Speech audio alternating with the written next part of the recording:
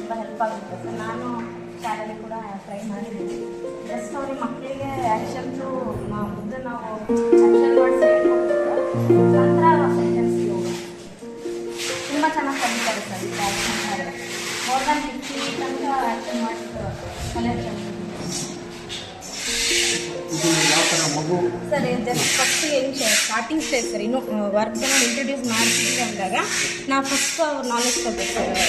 Works with actions ಹೇಳಿದ್ಮೇಲೆ ಎಲ್ಲ ಇದಾದಮೇಲೆ ಸರ್ ಮಕ್ಕಳಿಗೆ ಈ ಥರ ಫಸ್ಟ್ ನಾವು ಗುರುತಿಸ್ಬೇಕು ಸರ್. ಮಕ್ಕಳು ವಿತ್ ಆ್ಯಕ್ಷನ್ಸ್ ಎಲ್ಲ ಹೇಳ್ಕೊಟ್ಮೇಲೆ they will come to know sir.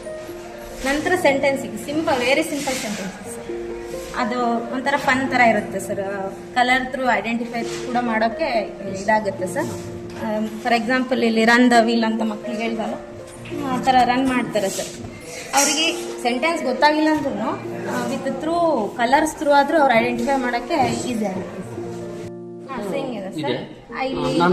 Colour ಇಟ್ಕೊಂಡು ನಾನು ಅದನ್ನ ಸರ್ಚ್ ಮಾಡ್ಬೋದು. ಅಂದ್ರೆ ಈಗ ಇದನ್ನ ನಾನು ವಾಕ್ಯ ಓದ್ಲಿಕ್ಕೂ ಹೌದು sir. Colour identification with movement ಇದನ್ನ ಮಾಡಿದ್ದೀನಿ. ಮಕ್ಕಳು ಬಂದು ಈ ವರ್ಡ್ಸ್ನ ಫಸ್ಟ್ ಅವ್ರು ಹೇಳ್ಬೇಕು ಸರ್. ಹೇಳಿದ ತಕ್ಷಣ next we go to the sentence. ಈಗ ಹೀಟ್ ಅಂತ ಇದೆ.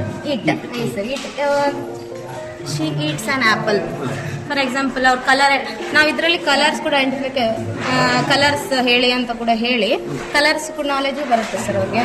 ಮತ್ತು ಇದು ವರ್ಡ್ಸ್ ನಾಲೆಜು ಬರುತ್ತೆ. ಬೇರೆ ಇನಿಷಿಯಲ್ ಸ್ಟೇಜ್ ಮಕ್ಕಳಿಗೆ ಸರ್.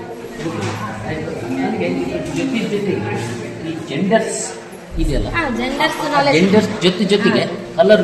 ಈಗ ಉದಾಹರಣೆಗೆ ಹುಡುಗ ಬಂದ್ರೆ ಹುಡುಗ ಕಲರ್ ಇಟ್ಕೊಂಡು ಆ ಹುಡುಗ ಬಂದ್ರೆ ಯಾವ ತರ ನಾನು ಪ್ರೊನೌನ್ಸಿಯೇಷನ್ ಬರುತ್ತೆ ಸರ್. ಇಲ್ಲಿ ನೋಡಿ ಸರ್, ಫಾರ್ ಎಕ್ಸಾಂಪಲ್ ರೀಡ್ ಇದೆ sir. He reads a book. He means what? He is a boy. ಇದು ಜೆಂಡರ್ ಫೆಮಿಲಿ ಇದಕ್ಕೆ ಎಕ್ಸ್ಪ್ಲೇನ್ ಮಾಡ್ಬೋದು. Genders, colours, verbs